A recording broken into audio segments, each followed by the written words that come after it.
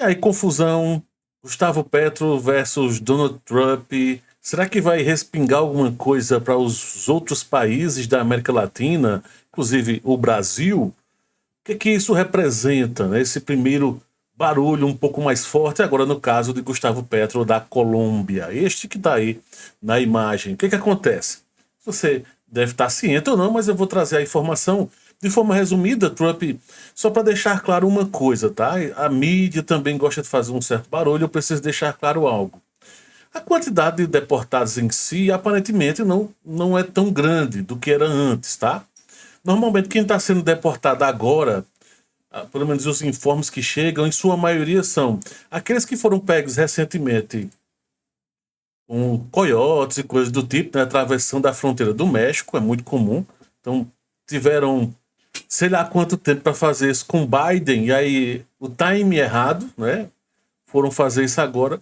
E também tem o fato de muitos terem já passado por algum tipo de julgamento, ou enfim. E são criminosos, alguns são criminosos, não todos, tá? Alguns são criminosos, coisas relacionadas a isso, cometer algum golpe, é algo relacionado a isso, pelo que dá-se a entender na maioria dos casos, tá bom? Mas enfim, o fato é que então Petro disse o seguinte: olha, receberemos nossos concidadãos em aviões civis, sem tratá-los como criminosos. Por quê? O que está acontecendo? Você deve ter visto imagens, evidentemente, né? O pessoal algemado pelos pés, pelas mãos, ou só pelas mãos, dependendo do caso. Isso aconteceu no Brasil, aconteceu. Estava acontecendo, né? Preparando-se para acontecer na Colômbia e em outros países, tá? E então Petro disse lá para o Donald Trump: ó, Laranjão, desse jeito, não. Aceitarei, mas se vierem da forma que é para vir, tá? Então a grande questão tá essa. No Brasil teve até repercussão, o governo reclamou da forma com que estava acontecendo todo esse processo. Inclusive o governo brasileiro, né, enviou um avião da Força Aérea Brasileira para levar os retornados ao seu destino, enfim, lá em Manaus, né? Mas, continuando todo esse imbróglio, o que é que mais ocorreu? Quando houve essa negação por parte de Petro, né, de Gustavo Petro, a coisa começou a desandar. Né? E Trump começou já a esbravejar. Inclusive, Petro foi mais taxativo de novo na sua conta do X. Tá? Ele disse o seguinte: olha, há 15.660 americanos vivendo ilegalmente na Colômbia. Você nunca me verá queimando uma bandeira gringa ou realizando uma operação para devolver imigrantes ilegais algemados aos Estados Unidos. E ele continua: os verdadeiros libertários nunca atacarão a liberdade humana. Somos o oposto dos nazis, né? Lá ele fez um comentário bem. Dito isto, então Trump disse: é assim, é? Então vamos tomar uma providência, vamos taxar a Colômbia. Então o presidente Donald Trump ordenou que seu governo impusesse uma série de tarifas e sanções, tá? Então, Laranjão disse o seguinte: olha, é assim, então acabei de ser informado que 2 voos de repatriação dos Estados Unidos com um grande número de criminosos ilegais não foram autorizados a pousar na Colômbia.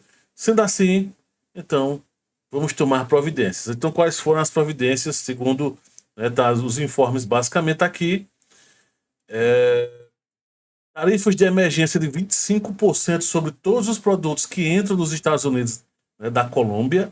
Proibição de viagens e revogação imediata de vistos para funcionários do governo colombiano e todos os aliados e apoiadores. Esse finalzinho aí ficou meio confuso porque, como assim? Qualquer um pode ser considerado apoiador, enfim, familiar. Familiar tudo bem, mas apoiadores é meio complexo, né? Não sei como é que vai ser na prática essa ação.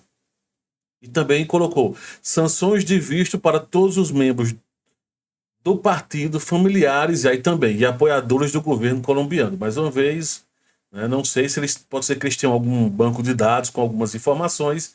Então tá show. E detalhe, se em uma semana, né, vão fazer novas tentativas de acordo, se em uma semana isso não for resolvido, a taxação vai para 50%, tá? Então, o homem que desafiou o Todo-Poderoso, né? Tá aí a situação. Que detalhe, tá tendo uma repercussão bem grande na mídia, tá? Com todo esse ocorrido. E a grande questão que fica é o seguinte: e os outros países da América Latina, se começarem a não aceitarem as decisões? Esse é só um exemplo, né? Tá? Mas outras decisões por parte dos Estados Unidos, quer dizer que agora vão começar sempre a ser taxados, porque o que que acontece? Para o lado da Colômbia, vamos imaginar, não é nada bom, tá? Porque o Brasil, os Estados Unidos é o principal parceiro da Colômbia, né? O parceiro comercial.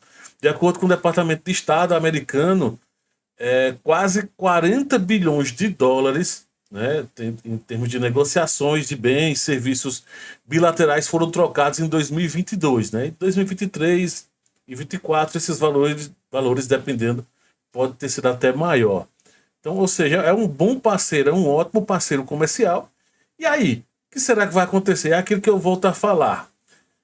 Eu sei que no passado os Estados Unidos teve fez uma grande intervenção na América Latina. Afinal de contas, todas as principais ditaduras da América Latina teve apoio norte-americano, teve pulso firme, teve todas as questões que teoricamente era para o socialismo, né, o barra comunismo não chegar à América Latina, e fez todo um estardalhaço na época, né? E aí podemos estar revivendo tudo isso agora.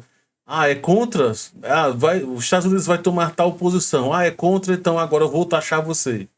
Você vai vir, então. Ah, vai vir café colombiano para aqui para os Estados Unidos? Então tome taxa. Vai aumentar essa taxa. Ah, vai vir tal produto, né? Normalmente, no caso da Colômbia, a maioria dos produtos que chegam aos Estados Unidos, em sua maioria, são commodities de uma forma geral. Tem o caso de bananas, abacate, flor, o próprio café, petróleo bruto também, tá? Então são produtos que costumam chegar até, até os Estados Unidos, então vão ser taxados. Então tá aí a informação. E o que que acontece agora? Imaginemos que a Colômbia segure firme. O preço dos produtos colombianos vão começar a aumentar. Então, por exemplo, o café. O americano consome muito café colombiano e brasileiro, né? Então o café vai aumentar. Alguns outros produtos agrícolas vão começar a aumentar. A opinião pública vai começar a fazer, lá nos Estados Unidos, a fazer uma pressão grande. E aí, será que Trump está disposto a comprar essa briga? Está disposto a manter-se firme? E se outros países da América Latina começarem a fazer o mesmo, dizerem, olha, fazer o seguinte, se mandarem nossos cidadãos dessa forma que vocês estão mandando, não pode voltar com o avião. Aqui não vai entrar avião desse jeito. Tragam de outra forma e aí aceitaremos. Imagina se isso começar a acontecer e se espalhar por outros países. Em meio a tudo isso, o próprio governo americano está tentando fazer algumas negociações com o El Salvador, tá? Com o país El Salvador, para fazer meio que uma gambiarra, digamos assim, a América Latina, caso alguns países não aceitem tudo isso, para que não voltem para os Estados Unidos, mas fiquem em El Salvador, pelo menos de forma provisória. Então estão vendo algo desse tipo. Não sei se vai vingar esse papo. Começou a surgir quase agora, um pouco antes de eu gravar esse vídeo. Mas o fato é que essa é a primeira posição. Detalhe, essa não é a primeira vez que Trump faz ameaças sobre taxação nesse sentido. Já fez algo parecido com o Canadá, fez isso com a Dinamarca, referente a questões de Groenlândia, tá? Vem tocando em um assunto ou outro em relação a outros países. E a grande pergunta que fica é: imagina se outros países. Ah, tá bom, então eu vou, né, você é um ótimo jogador de pôquer, Trump, então eu aposto tudo, all in. Vamos ver quem vai quebrar-se primeiro. Evidentemente, isso não é uma situação nada boa para a Colômbia, pensando a médio prazo, né, é um principal parceiro. Por isso que sempre é bom aquela velha história, né, diversificar os seus parceiros. O Brasil, por exemplo, como disse Trump lá, nós não precisamos do Brasil, teve aquela revolução. Sim, evidentemente, de forma geral, não precisam mesmo não, tá? Hoje, Estados Unidos e China são os dois principais parceiros brasileiros do Brasil, e aí começa a vir uma pergunta que é o seguinte: até que ponto vai funcionar essa questão Brasil no BRICS? Cada vez mais o Brasil tornando-se um ator principal dentro do BRICS, com toda essa questão, com no caso, uma brasileira, né, na questão do banco, dos BRICS. A liderança dos BRICS provisoriamente agora vai estar com o Brasil, já está ou vai estar com o Brasil. Todas as atenções voltadas nesse sentido, toda uma série de questões relacionadas à parte cambial, negociações.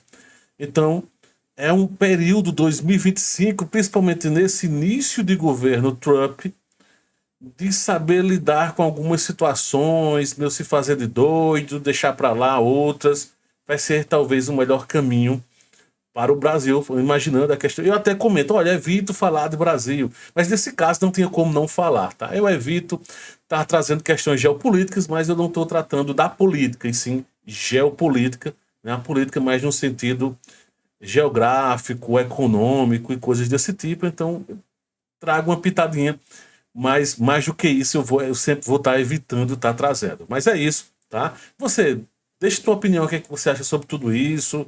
Será que quem está certo nessa história? Trump, a Colômbia? Será que outros países também vão fazer algum barulho? Deixa teu comentário aí que eu quero, né, ler, quero saber mais. E talvez até gravar, trocando ideia, né, sobre a partir do que você comentou. Valeu, grande abraço.